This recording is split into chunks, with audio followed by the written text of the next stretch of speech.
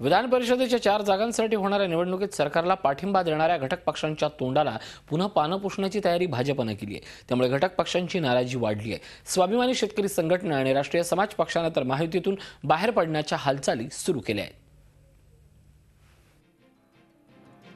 आधी मंत्रिमंडळ विस्तारात घटक पक्षांना डावलण्यात आलं।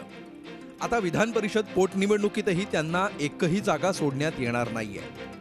30 जानेवारीला 4 जागांसाठी होणाऱ्या या निवडणुकीत भाजप 3 तर शिवसेना 1 जागा लढवणार असल्याचं समजतंय।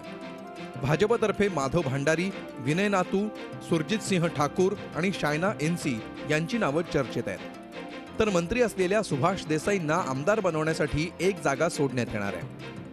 भाजपच्या या खेळीनं राजू शेट्टी यांची स्वाभिमानी शेतकरी संघटना आणि महादेव जानकर यांच्या राष्ट्रीय समाज पक्षात प्रचंड नाराजी पसरली आहे। भाजपसोबत येऊन आपल्या पदरात काय पडलं असा प्रश्न या नेत्यांना पडलाय। मी 1 आठवड्यापूर्वीच मुख्यमंत्र्यांना सांगितलंय की आता मंत्रिमंडळ विस्तार आणि बाकीच्या गोष्टी संदर्भात आपल्या कधीही चर्चा होणार नाहीत। जे काही व्हायची ती चर्चा झालेली आहे त्याच्यापुढे चर्चा करण्याची आवश्यकता नाही आणि आम्ही आहोत असे आहोत। आमच्या कार्यपद्धतीत बदल होणार नाही। आम्हाला घेतल्यानंतर सरकार अडचणीत येणार असेल तर आम्हाला घ्यायचं का नाही ते त्यांनी ठरवावं। महायुती तुटली तेव्हा राजू शेट्टी आणि महादेव जानकर यांना भाजपनं मंत्रिपद आणि विधान परिषदेचं आश्वासन देऊन आपल्या गोटात सामावून घेतलं। त्यातलं एकही आश्वासन अजून भाजपनं पाळलेलं नाही।